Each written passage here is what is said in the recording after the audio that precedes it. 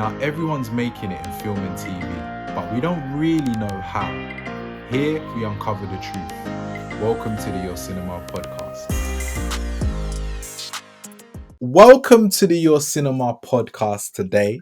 It's the place where we explore the truth about the film and TV industry and theatre, and we hear it directly from those who are smashing it in their areas as well. Today, we've got a really exciting talent. He's actually done quite a lot of work. He's been in Eastenders, Batman, a lot of critically acclaimed films, as well as starring in Gassed Up. It's a new feature film which is going to be out on the 9th of February, and if I'm honest, we're really excited to just see how his career goes. I introduced to you Craige Middleburg. What's going up, bro? I mean, what's going Respect. on? What's going on? What's going on?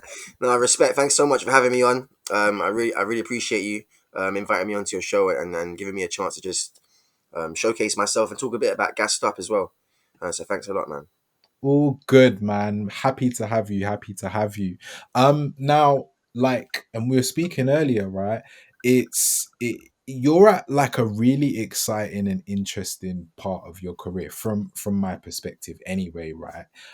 Which is why it's really exciting to see where you go. But you've also done quite you've been in like quite a few projects. But I wanted to know, when did you start acting? Because it looks like the journey's been, fairly long.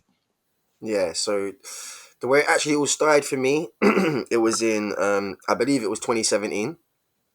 And there's a guy called Remi Moses. I don't know if you guys have heard of him. He's a very, Yeah. very sick upcoming director.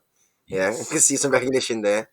Yes. So it's another great story, man. Remi Moses randomly, sporadically asked me like, can I fill a spot in his short film? Mm. And at the point, I was just like, had no interest in acting and stuff, but I was just like I knew some people around him and stuff. We like knew some mutual friends, and I was like, yeah, like I'll get involved. Like that's sick. Like I'll get involved. Went down there. Was naturally good at it. Everyone's like, right, like you've never acted before. Like you're pretty good, you know. And then just kind of took it a bit seriously on the day, and I was like, this is kind of sick. Um, Long story short, he had a big premiere for that film at Genesis Cinema.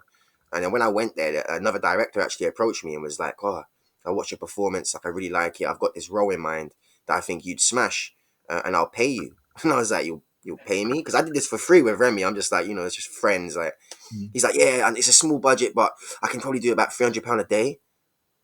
£300 a day, brother. And I was like, "Yeah." So I was signed up for that immediately. I was like, "Yeah, I'm down with that." So I did a short film called Hungry Dogs by the director Oshin Patterson. Absolute bad boy. Gave me my first paid job. But yeah, Remy Moses is the guy who actually put me in a film for the very first time. And Wow. that's how it So all is that started. Mandem? Is that Huh? the film? Is it Mandem? Is that the No, film? the film was called Where We Hide Secrets. And Oh, yeah, okay, I don't okay. think he done too much with it, to be honest. I think it just had its premiere and stuff. Yeah. We had a few cool people in it. I remember like he just got his drone that time, I think. So he had some like cool drone shots and stuff. So it Yeah, was yeah, mainly yeah, just like yeah. he really wanted to experiment and play with his kit. Do you know what I mean? So Yeah. it's just funny how it all works out because I decided to get involved with him that day. Here I am now talking to you. You know. Yeah, that's true.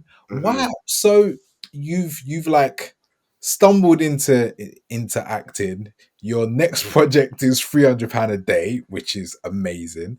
Hmm. For someone just starting out. Yeah. Um after that project, right? How were you feeling, and was it like, no, do you know what? I want to take it seriously, or what happened? What was next?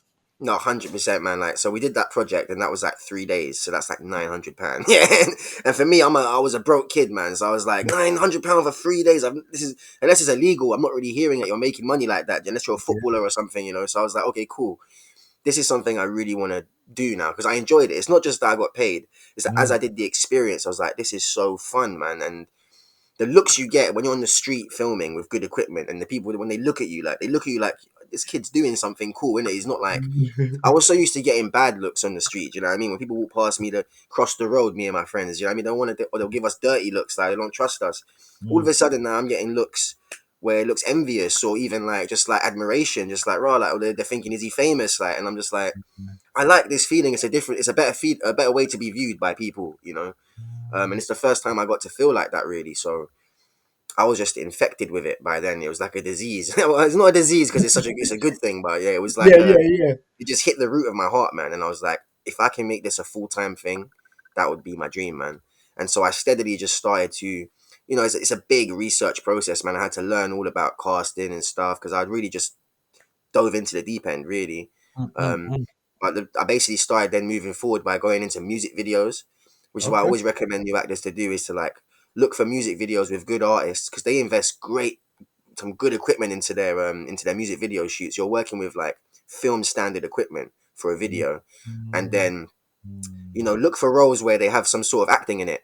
Because a lot of the mm, time there might be a romance thing. They might want a guy and a girl to have like a romance thing, which is great for your show reel. That's one of the things I did was like to get some romance scenes, or mm, just like just always be available and open to the idea of working with artists. I even ended up working with like Davido. I was in Davido's video, and like I grew up like when I was growing up listening to Davido, I was like, I'm never gonna meet this guy, but I love his music. I'm mm. there acting in a role with him now as an unsigned actor. Like I didn't have an agent or anything. I just ended up there because people like are hearing that I'm trying to be an actor. So it's just all about putting yourself out there and just taking any small job you can. Even that one was paid, but it wasn't paid a lot of money. But Yeah, even so, I yeah, was like, I just want to act. Do you know what I mean? mm. Wow, that's amazing. So like what's the time span of this journey of discovering and understanding how this thing works?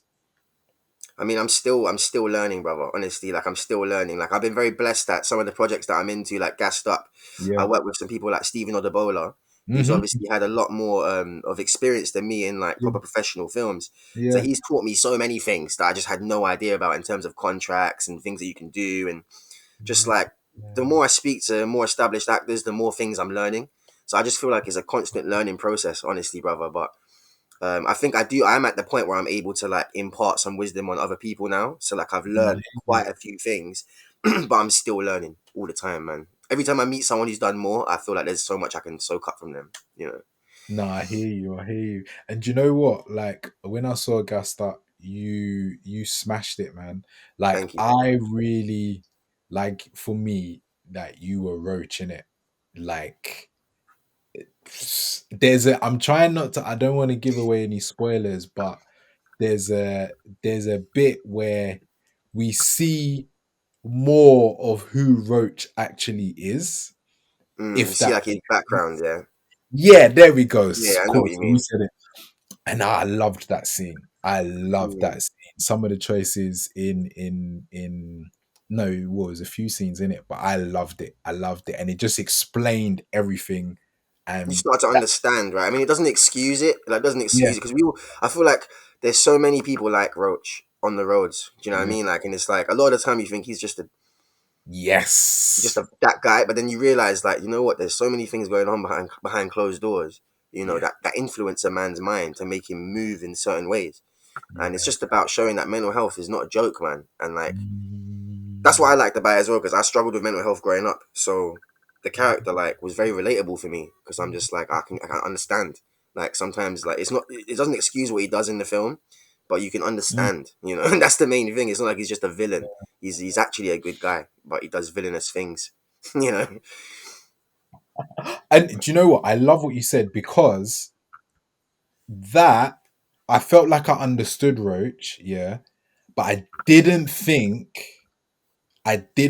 we would get to actually understand him.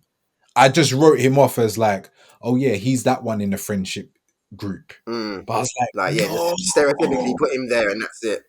Yeah, yeah, I really thought because it's like there's other characters as well. Do you know what I mean? That also like we're touching on and stuff. So I was like, well, do you know what? For the storyline, do we need to go? And you went there, and I was so happy.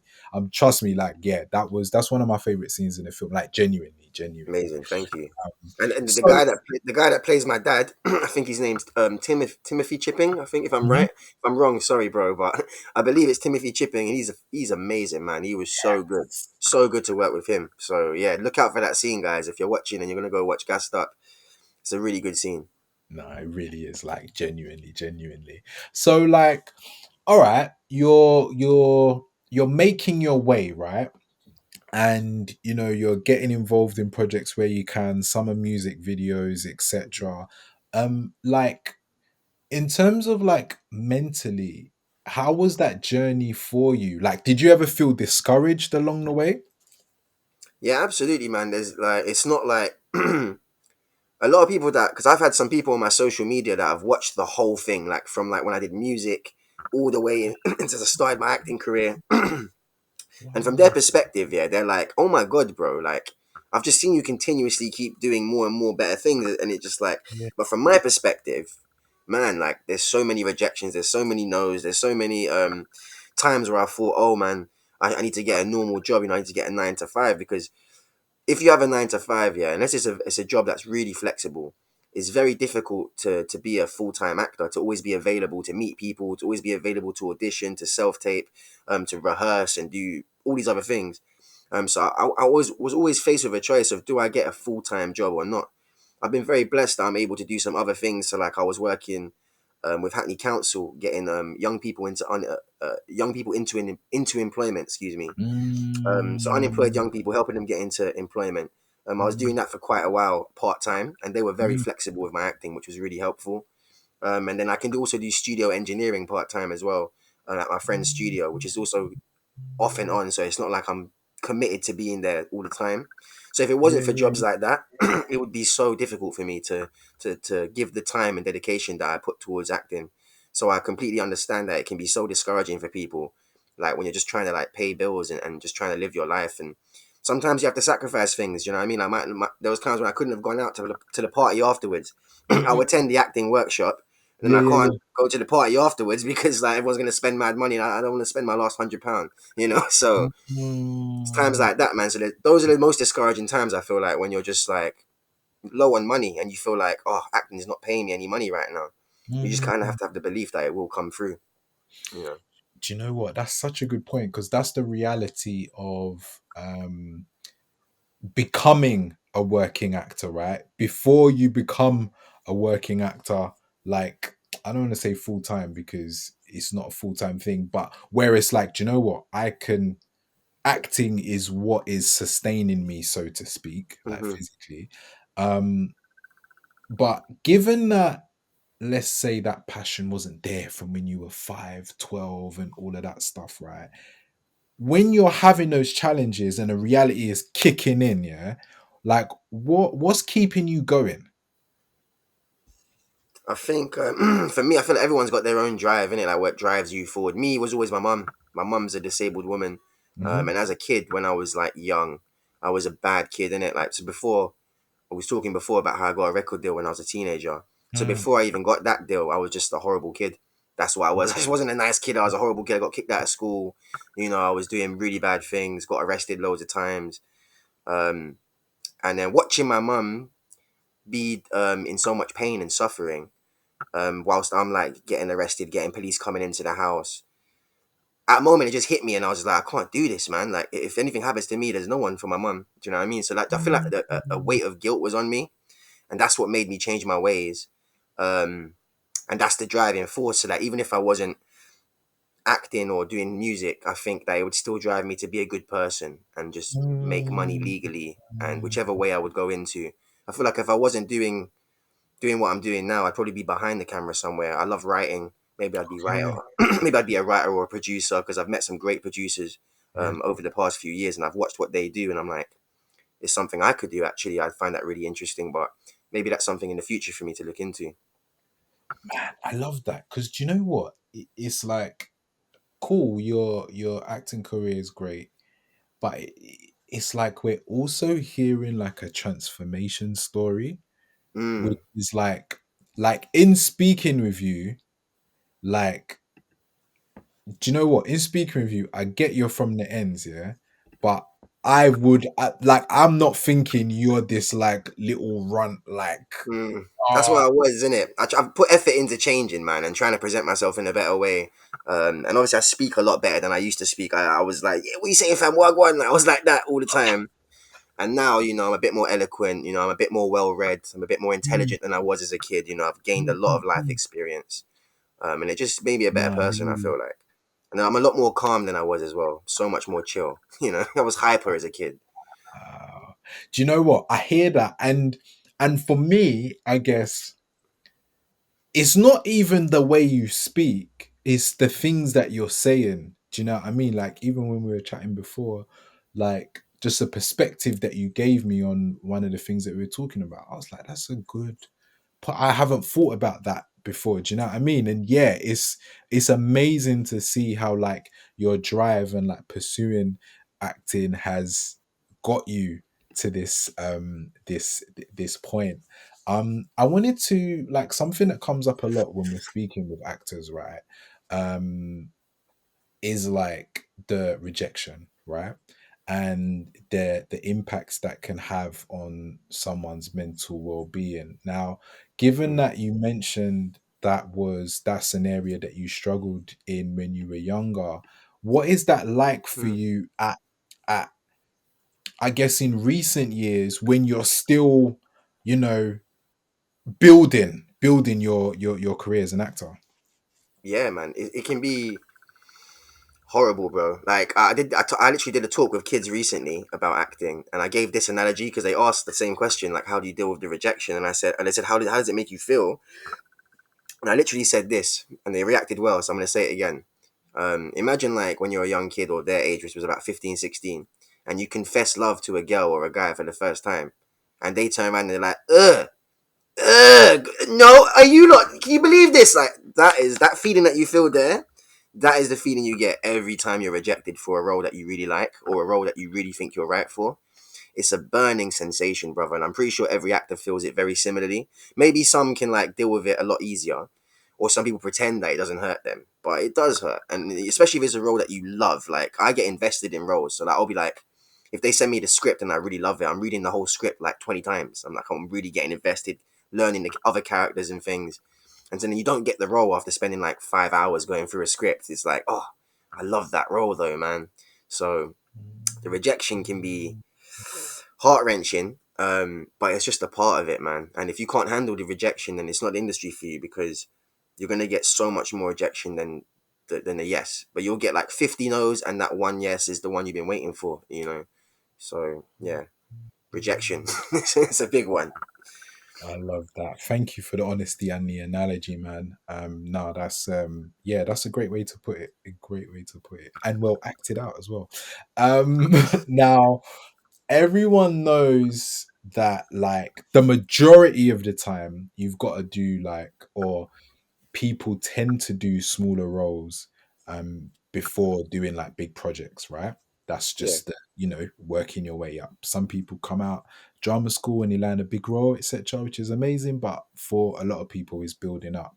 But I want to know, for you, being in, like, because you've been in like quite a few projects, right?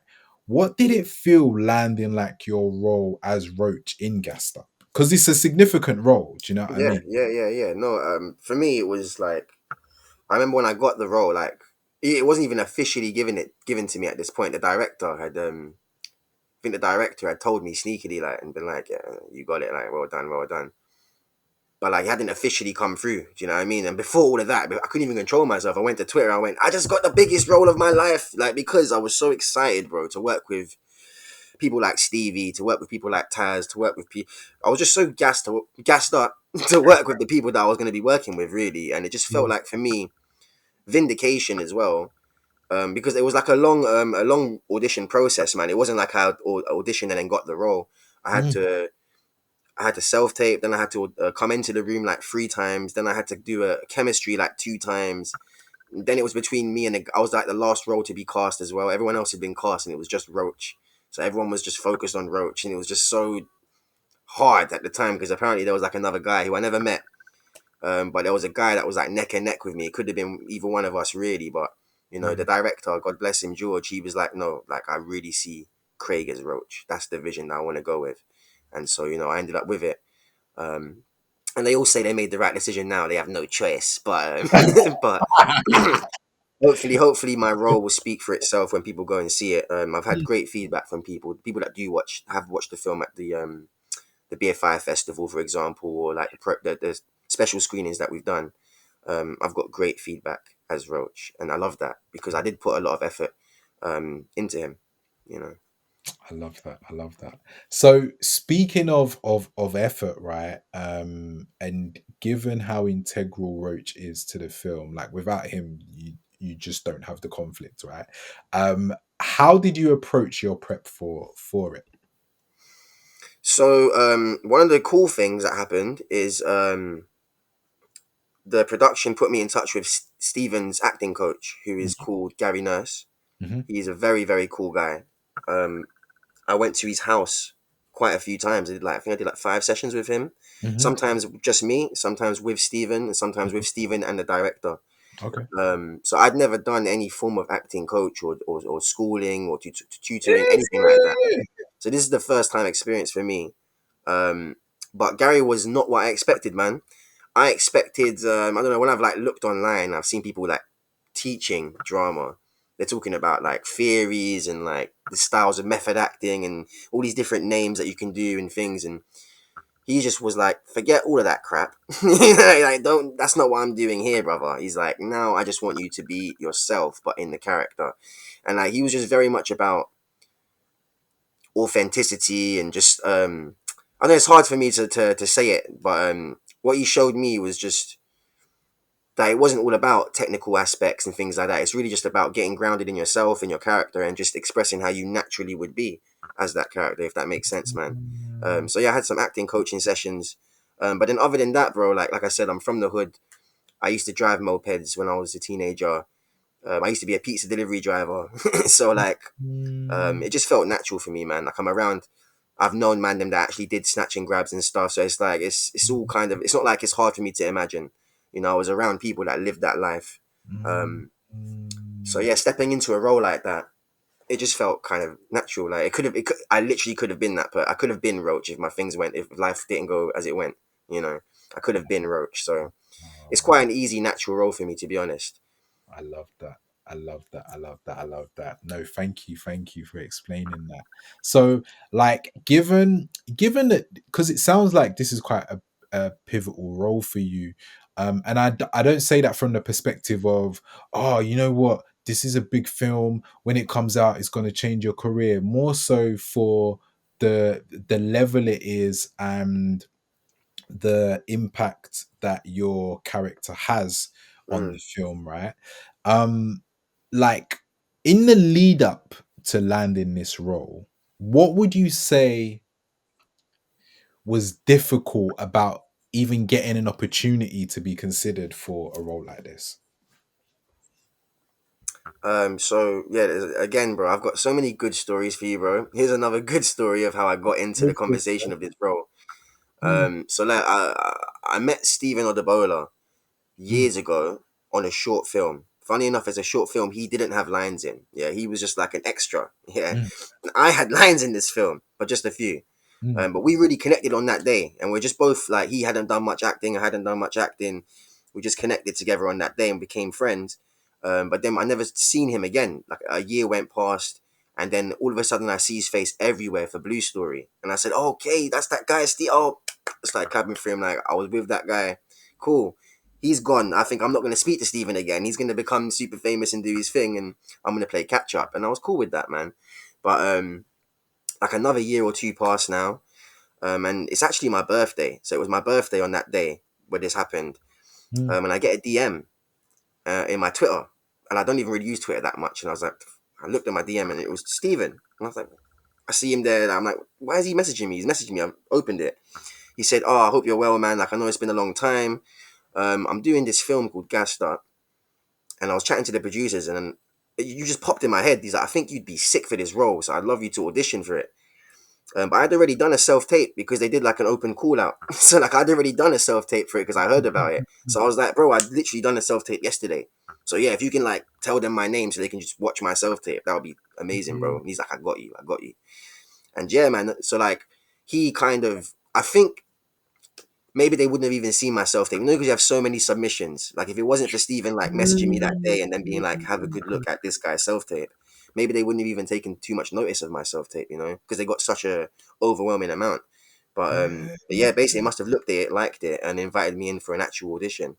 So yeah, it was a culmination of things. But Steven popped up on my birthday like an angel and was just like, "Yo, like my Oh, birthday, bro." And I was feeling a bit down that day too, man. I wasn't too happy. I was like, "Oh, it's not the best birthday."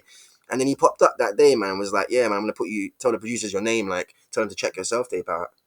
And they did, you know. And he didn't. Again, he didn't need to do that.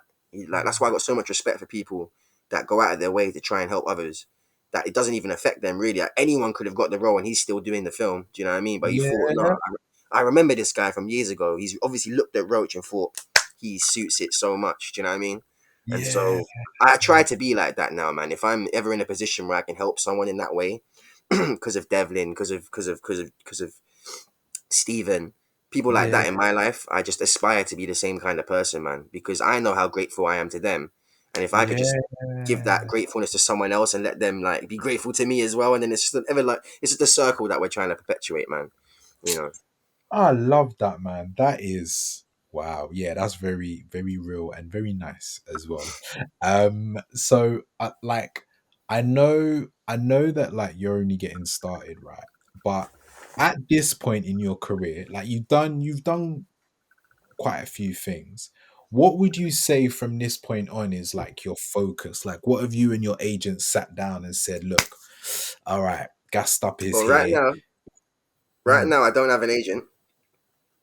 I've no agent What? right now. Yeah, yeah, yeah. No agent right now, man. In fact, I've not had an agent for like the part since like maybe like 6, 7 months, something like that. And I've been booking so many jobs on my own without an agent. And when you talk about rejection, we were talking about rejection earlier. I've actually like I had quite a few meetings with big agents and got Yeah, rejected by a big agent. Like I was yeah, recommended to a big agent yeah, who I won't name obviously, but I had yeah, a yeah. meeting. Said to them, I would love to sign to you. You're my first choice. You know, Mm, they made me wait a good few weeks and then just got back to me like, mm, sorry, I don't actually think that. I think you're going to be great, but it's just not for me. And so, yeah, man, like mm. even in my position where I've got a big film coming out and I've got the credits and I'm a nice guy and you know all those things, still sometimes there's people that just like it's just not working for me. So you just gotta persevere, man. Like the same way that you like someone like you is recognizing all this good stuff about me. There's other people that don't recognize or don't see it. So it's just about finding new ways to show yourself in better lights to those kind of people, I guess. You know. So yeah, no agent at Wow. the moment, man. So But I you will know be what? taking Yeah, meetings. I will be taking meetings. yeah. Because I was gonna, because like it's interesting you say that, right? Because you don't sound. It doesn't seem. You don't sound hungry for an agent, right? I've been blessed, So brother, I'm. where I've literally been signed up to multiple projects without an agent, man. I mean, I signed up to a Bayesian TV series. I'm going Barbados, bro, with no agent. Wow. And I'm just like, how am I doing this, bro? Like, you know what I mean? And I tell other actors, they're like, what? Like, I tell the producers of Gassed Up, they're like, what? They're like, let me introduce you to this agent. I'm like, no, I'll meet them, but like, I'm really not. I'd like, because I don't like putting myself in those positions to be rejected. Like with an actor, like you have to in the roles, but with an agent, I feel like Mm, at a certain point, agents are going to approach me. They're going to be like, "I see you booking these jobs on your own. I want a slice of that pie, bro." Like, do you know what I mean? I can help you get the other jobs as well. A smart agent would think like that, innit? So I'm pretty sure that someone would approach me if I just keep booking these jobs, man. And that's what I've been doing. Like I just done the interactive film Lawrence. I booked that on my own. I just done yeah. an amazing short film called Help, I Think My Teacher is Racist, where I play a Yeah. racist teacher. That's very different from Roach, you know. So Yeah. expanding my horizons, did that on my own as well. Got that booked, signed all the contracts myself. So I just feel like if you're hungry enough, if you're driven enough, you don't even need an agent, man. Like an agent is just someone that's constantly working to get you in the room. But if you're doing that yourself, it's at Mm, the point where you need someone who can bring something more for you. Do you know what I mean? I don't need yeah. another person to do what I'm already doing. I need someone who can do things I can't do. You know what I mean? Yes. Mm. Yeah. Yeah. Yeah. I love that. Yeah, man. Very, very smart and interesting. Yeah, because it's like you're not saying you don't want one, but you're very understanding of what they would need to do when. Yeah, that makes sense. I love that. Mm. I mean, I love I'm very open to having an agent, but I'm just not like. There that. was a point, like maybe a few months ago, maybe Yeah. a good like 5 months ago, where I was so hungry for an agent, man. I thought I couldn't progress without an agent, and so I was literally like going to the producers of Gassed Up, like, can you get me meetings? Like, is there anyone you know that would be interested? And they did plug me to quite a few people, and I had a few meetings. But I think most of all, when I'm looking for an agent, so if there's any agent watching this and is like, maybe I could be his agent, the most Mm, important thing for me is that if you just go through my work and you just genuinely think I'm going to be a star, like if you just think I rate what you're doing, I think you're sick. That's it. That's the main thing I want from my agent. Just someone who actually thinks I think you're going to blow. That's it. If you feel mm. like that and you have connections, hit me up. And that's it. Wow, I love the honesty, man. That is, yeah, it's very candid and very honest. I love it. I love it. Um, so my final question for you is, Yeah. given, like, yeah, given the journey you've been on, the grind that you've been through, and even like representing, I would say temporarily representing yourself at this point, right? Mhm. What advice would you give to an actor who's like looking for their first TV and film role, like on a serious scale? Because you know what it's like when it's like, yeah, but I want that credit. Of Because it course. does tip things. So yeah, what advice would you give to someone in that position? Um, I would say be patient. It will come as long as you're putting in the work. So like going back to when I said you could do music videos, short films is a great way to do it. Mm, Just keep doing things like that. I know you might get tired of, oh, I'm always doing a short film. I really want to do like the big Hollywood production. Because there is a, like when I was on Batman, the set there was completely different from a short film set. But mm, if I hadn't done all the short films, I might have been overwhelmed on that big set. Do you know what I mean? I've been like, or like imposter syndrome, even because it's so mm, massive and on mm, such a big scale that I think you kind of have to go through the ringer a bit and go through the smaller jobs to kind of just build up your confidence, just to let yourself know that, you know what, whatever situation I end up in, as long as the camera's on me, I'm ready to go. Do you know what I mean? So just be patient, work on the small jobs, even if it's at the beginning, at the very beginning, I did so much unpaid work, bro. Do you know what I mean? Like, I wasn't a rich person either. Like, I would go into minus, like traveling to somewhere, or maybe they'll give you food and drink and stuff, but you gotta just get yourself a show reel, a really good, strong show reel. The strong show reel will help you get that first TV credit. So I think mm, like doing mm, short film, excuse me, short films, music videos, anything you can do that's gonna make your show reel look better, do that, man, and then get your show reel out there. Literally, even just online, make it go viral, get all your friends to retweet it, like it, and just hopefully other people, strangers will pick up on it, and then mm. just yeah, just be involved, get involved with other projects going on, and just support other UK filmmakers and people like Pierre and shows like this. Leave comments and connect with people, man, because people see that and they see that you're involved and about it, and that's why people come to me because they're like, oh, that Craig guy, he was in this, he was in that, and he's always open to work, and so just keep going. I love that, man. I love that. I love that. Craig, it has been a pleasure, Thank you, pleasure brother. My pleasure. catching up with you. Looking forward to the release of Gassed Up and for everyone else to see it. And yeah, I'm really loving the journey, and I know you're gonna go on to do bigger things that are probably gonna surpass even like your expectations, because I think like you are a real star. Like I genuinely mean that, genuinely. Thank you, brother. Thank you. You have the criteria to be my agent. You see, those magic words at the end, brother. Like, you know what I mean? If you ever switch roles and you become an agent, you can just hit my inbox up, brother. You know, we can make some money. For I real. love it. I love it.